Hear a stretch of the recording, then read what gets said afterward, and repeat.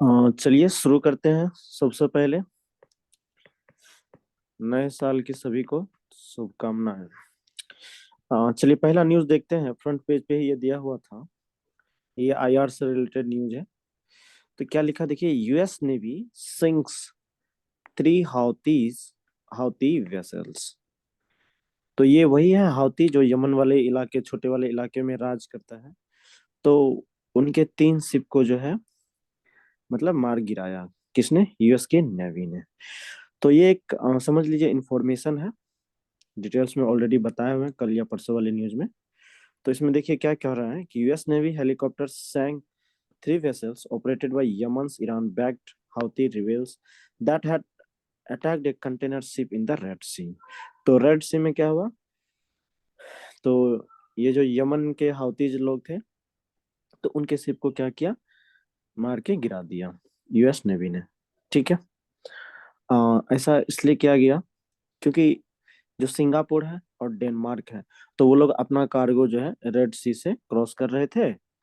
तो उन लोग मतलब 24 घंटे में उन पे क्या हुआ? दोबारा अटैक हुआ।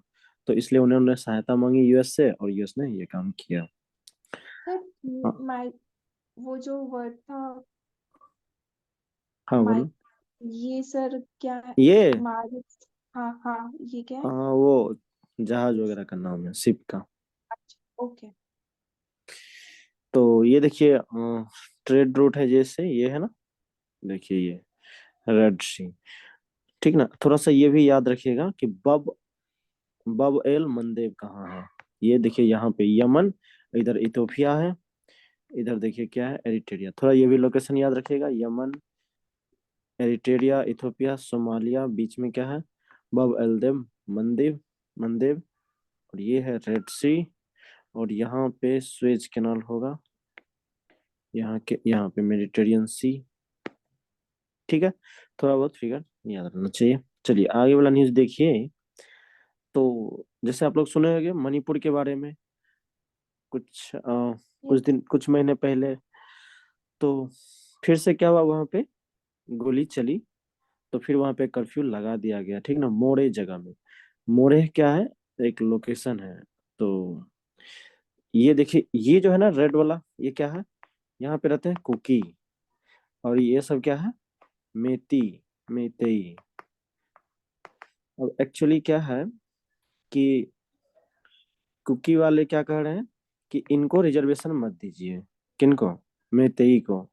अगर इनको रिजर्वेशन दीजिएगा तो क्या करेगा? ये हमारे लैंड पे कब्जा करेगा और हमारी कम्युनिटी खत्म हो जाएगी इससे। लड़ाई इसी चीज की है। ठीक है ना। देखते हैं डिटेल्स में। कर्फ्यू वाज री impose in more town on the India Myanmar border. देखिए तो मोरे कहाँ है? इंडिया और म्यांमार। तो ये है म्यांमार आपका, और ये क्या है? ये इंडिया का पोर्शन है। तो इसके बीच में क्या है? मोरे। यहीं पे फायरिंग हुई है। तो कर रहा है क्या? Following intermittent gunfights between armed miscreants and state police commander। intermittent gunfights मतलब रुक रुक के क्या हो रही है? गोली चल रही है। किसके किसके बीच? तो जो मिसक्रिएंट्स हैं, मतलब जो मिलिटेंट टाइप के हैं, आतंकवादी टाइप के लोग, वो और स्टेट पुलिस फोर्स के बीच में। तो मोरे इज इन कुकी डोमिनेटेड, क्या लिखा है? तंग नाउ पल। तो मोरे क्या है? मोरे में ज्यादा कुकी जो है वो लोग ज्यादा हैं। ये एक जो है, ये जो आपका जगह है तेंगनाउपल, ये क्या है? एक मणिपुर का डिस्ट्रिक्ट है। ठीक है। और यहीं पे दोनों के बीच लड़ाई हुई है। किसके बीच? कुकी और मेतेई के बीच। अच्छा कुकी है क्या? कुकी जो भी बोलते हैं इसको। तो जो कुकी चीन लैंग्वेज बोलता है। ठीक है ना। ये एक भाषा है। चीन। क्या है? चीन, CHIN, चीन। ये एक भाषा है। तो इस भाषा को बोलने वाले लोग को कुकी जो या जो भी बोलते हैं। ये लोग कहाँ पे है? तो इंडिया में अगर बात करें तो इंडिया में है, उसके बाद म्यांमार में है, और चिट्टागांव में भी है। चिट्टागांव पहले इंडिया में था, अभी कहाँ है? बांग्लादेश में है। ठीक है ना। तो ये कुकी लोग क्या है? एक एथनिक ग्रुप है। एथनिक ग्रुप मतलब एक कास्ट है, ट्राइबल्स हैं ये, आदिवासी लोग हैं। ठीक ना। तो इंडिया, बांग्लादेश और म्यांमार में पाए जाते हैं। तो जो इंडिया में पाए जाते हैं ये एथनिक ग्रुप कुकीज लोग, इसको चिन भी बोलते हैं, बांग्लादेशी को मिजो, म्यांमार को लुसाई भी बोलते हैं, लुसाई या नागा बोलते हैं। अब ये जो कुकीज लोग हैं, तो made up of Chins of Myanmar, the Mizos of Mizoram and the Kukis of Bangladesh, वही एक ही बात है। चलिए अब मेइतेई के बारे में देखें, तो मेइतेई भी क्या है, तो मेइतेई को मणिपुरी भी बोलते हैं। ये भी क्या है, एक एथनिक ग्रुप है, मतलब एक कास्ट है, जो हमारे मणिपुर के, जो मणिपुर है हमारा, मणिपुर कहाँ है, नॉर्थ ईस्ट में, इंडिया के नॉर्थ ईस्ट में है। तो वहाँ का नेटिव है ये, मतलब ये कास्ट वहीं पे सिर्फ पाई जाती है, कहाँ पे, मणिपुर में। कौन, मणिपुर। मेतेई। नहीं। ठीक है। They are the largest and most dominant ethnic group in the region. तो इस क्षेत्र में सबसे ज्यादा जाति वाला ये लोग हैं, मेतेई, इस रीजन में वैसे मणिपुर। कुकी से ज्यादा मेथी है क्या? हाँ मेतेई मेथी। है, मेतेई। मेथी। हाँ। मेथी, ओके। तो मेतेई जो है ये हमारे इंडिया के लैंग्वेज जो है 22, उसमें भी मेतेई एक लैंग्वेज है, और यही जो है मणिपुर का ऑफिशियल लैंग्वेज भी है, मेतेई। ठीक है। And officially known as Manipuri and is Tibeto Burman language, इसी को मणिपुरी लैंग्वेज भी या तिब्तो बर्मन लैंग्वेज भी बोलते हैं। अच्छा अब समझते हैं लड़ाई क्यों हो रही है दोनों के बीच, है ना, ये समझना है। तो देखिए कुकी और मेतेई कम्युनिटीज, ये दोनों जो समुदाय है ना, तो ये है कहाँ पे, India's Manipur state have been conflict over plans to recognize the Meitei as a scheduled tribes. देखिए जो मेतेई है ना, इसको किस चीज की बात कही जा रही है, एसटी डिक्लेयर की, मतलब शेड्यूल्ड ट्राइब घोषित करने की। तो इसी का क्या कर रहा है, विरोध कर रहा है कौन, कुकी। कुकी। कुकी का क्या कहना है कि नहीं, मेतेई को आप शेड्यूल्ड ट्राइब मत दीजिए, इसको शेड्यूल्ड ट्राइब का दर्जा मत दीजिए। कुकी कम्युनिटी जो है, मेतेई का जो डिमांड है एसटी का, मतलब शेड्यूल्ड ट्राइब स्टेटस का, इसके अगेंस्ट में क्या कर रहे हैं कुकी वाले, प्रोटेस्ट कर रहे हैं। ठीक ना। उनका कहना है मतलब कि अगर उनको क्या होगा, Meitei affirmative action through guaranteed Kota's of government jobs and college admission, कह रहा है कि ये तो पहले से क्या है, प्रिविलेज मिल रहा है।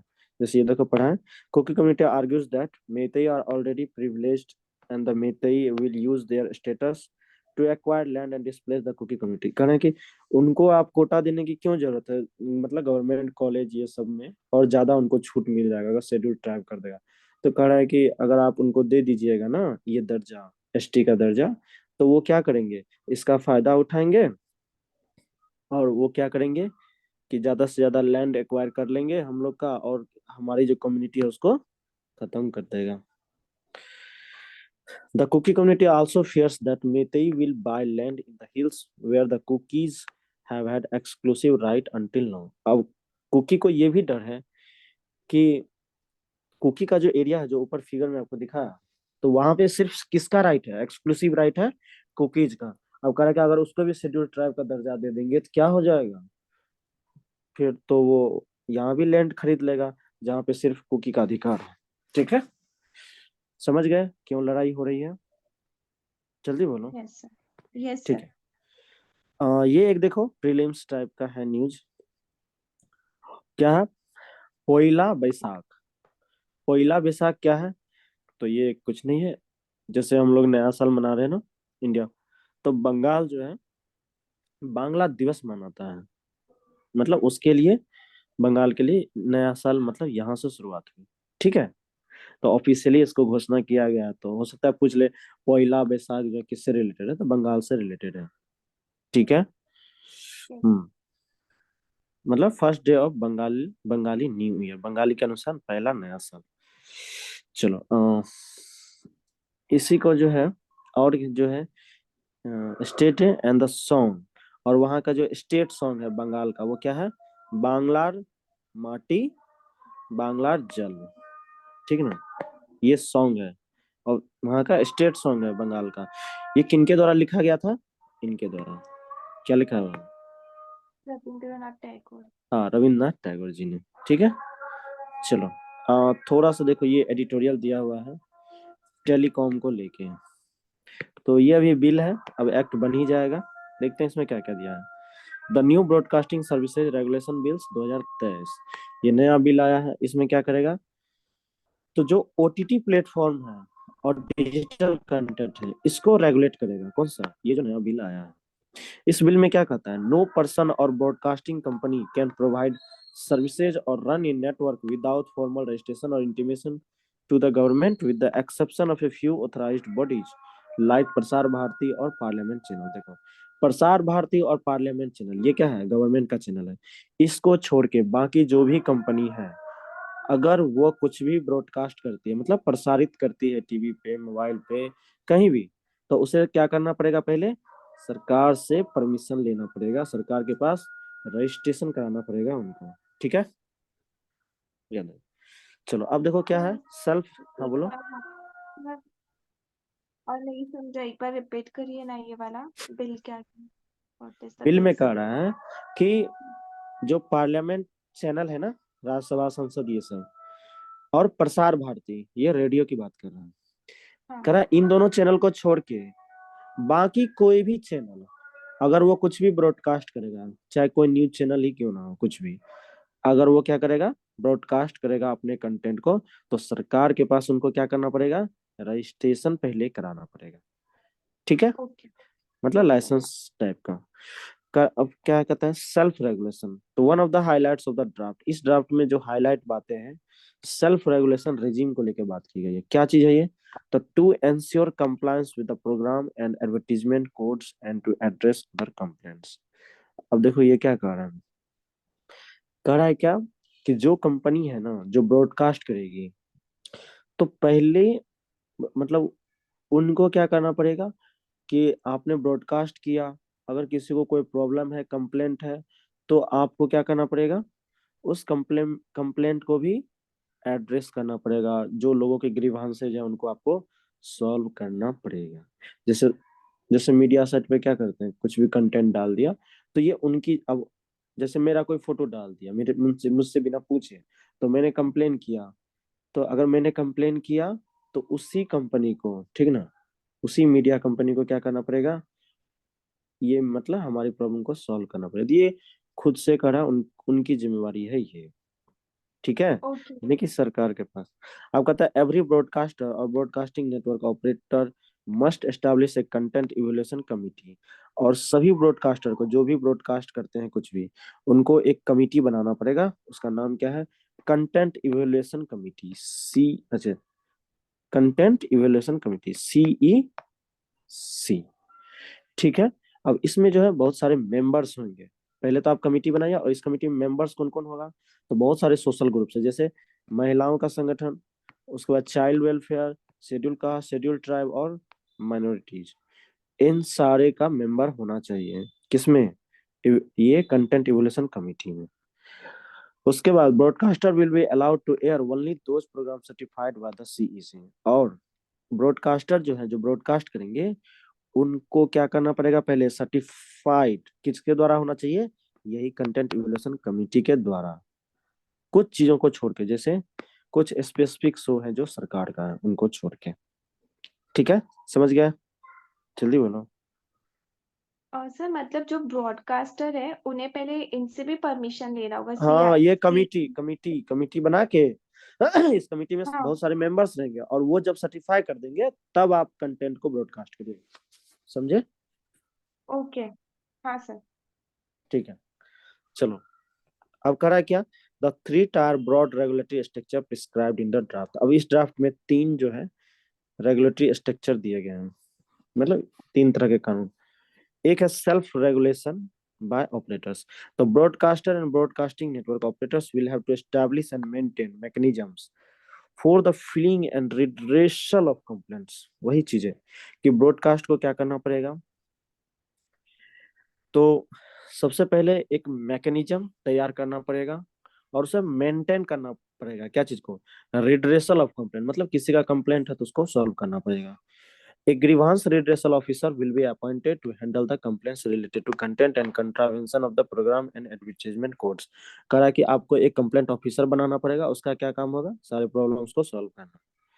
In the case of official is unable to decide in the prescribed period or the complaint is not satisfied with their decision it can approach the self regulatory organization। मतलब कि अगर जो समय दिया गया है किसके द्वारा, सेल्फ रेगुलेशन के द्वारा, तो जो टाइम पीरियड दिया गया अगर उस टाइम में उसके प्रॉब्लम सॉल्व नहीं हुआ तो वो कहाँ अप्रोच कर सकते हैं, दूसरे लॉ स्ट्रक्चर जो है सेल्फ रेगुलेटरी ऑर्गेनाइजेशन, यहाँ पे लोग जा सकते हैं।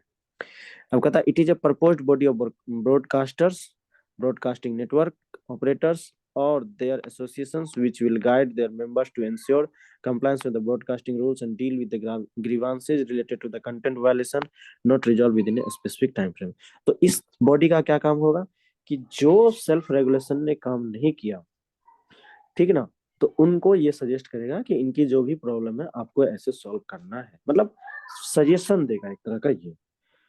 अगर अगर देखिए अगर ब्रॉडकास्टर गिल्टी फाइंड पाया गया, मतलब दोषी पाया गया, तो जो सेल्फ रेगुलेटरी ऑर्गेनाइजेशन है ये, तो ये ऑर्गेनाइजेशन के जो सदस्य हैं वो क्या कर सकते हैं, जो ऊपर वाला सदस्य है उनको पनिशमेंट दे सकते हैं। पनिशमेंट के रूप में क्या कर सकते हैं, एक्सपेल कर सकते हैं, सस्पेंड कर सकते हैं, या कुछ उस पर फाइन भी कर सकते हैं।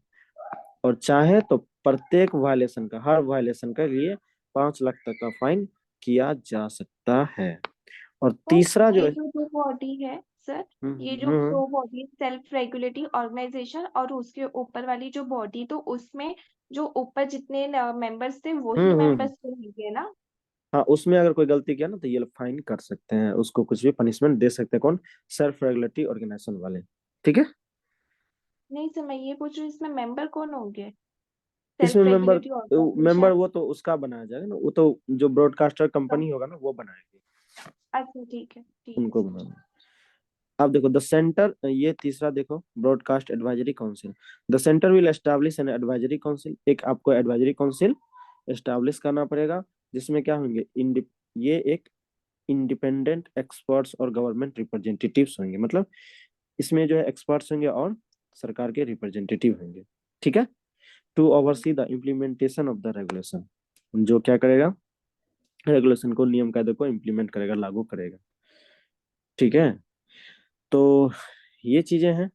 अब देखो इसमें एक क्या है, what are the penalties of non compliance, मतलब कि पेनल्टी क्या होगा अगर, मतलब कि पेनल्टी करने का मतलब कि अगर उस मान चलो नियम फॉलो नहीं किया गया तो क्या इसके दंड होंगे। तो the bill includes provision for penalties such as removal of objectionable shows, orders, apologies, ठीक ना, off air periods, event cancellation of registration in case of non compliance with the programme and एडविजन कोड। तो मतलब कि अगर आपने नियम कायदे को नहीं मानेगा तो क्या करिएगा, तो सरकार जो है उस शो को बंद करवा सकती है, ठीक है। या सर आपको ऑफ कहेगा कि एयर मतलब यहाँ पे? ऑफ ईयर मतलब, ऑन ईयर मतलब चल रहा है, जैसे न्यूज ऑन ईयर है, न्यूज चल रहा है, ऑफ ईयर मतलब खत्म, बंद हो जाएगा चलना, ठीक है। या आपका रजिस्ट्रेशन भी खत्म कर सकता है, मतलब सरकार जिस तरह से चाहे आपको पनिशमेंट कर सकता है, ठीक है। The centre may prohibit the transmission of programme और ऑपरेशन ऑफ ब्रॉडकास्टर और broadcasting network by citing public interest और नेशनल सिक्योरिटी रीजन। तो ये अच्छी लाइन है, अगर देश की सिक्योरिटी से रिलेटेड कुछ मामला हो गया, अगर देश की सिक्योरिटी खतरे में है, तो सरकार क्या कर सकती है, ऐसे प्रोग्राम को पूरी तरह से खत्म कर सकती है या उस पर रोक लगा सकती है ब्रॉडकास्ट करने से, ठीक है। ओके। अब मेन कंसर्न्स क्या है, तो मेन कंसर्न है कि जैसे broadcast spoke the broad scope of the bill for the traditional broadcasters such as cable TV and the evolving OTT space, which essentially has a different business model and content delivery mechanism, has drawn a mixed response from the legal experts, advocates for digital freedom। अब देखो इसमें क्या बात कही है कि जो traditional broadcast है, मतलब जो बहुत पहले से ब्रॉडकास्टिंग वाला काम कर रहा है, जैसे केबल टीवी, उसके बाद अभी आजकल क्या है, ओटीटी। तो ओटीटी क्या है, अभी इवॉल्व हो रहा है, जिससे बहुत तरह के बिजनेस हो रहे हैं। तो इनके तरफ से क्या हुआ, बहुत सारे जो लीगल एक्सपर्ट हैं उन्होंने क्या किया है, कुछ सजेस्ट किया है गवर्नमेंट से।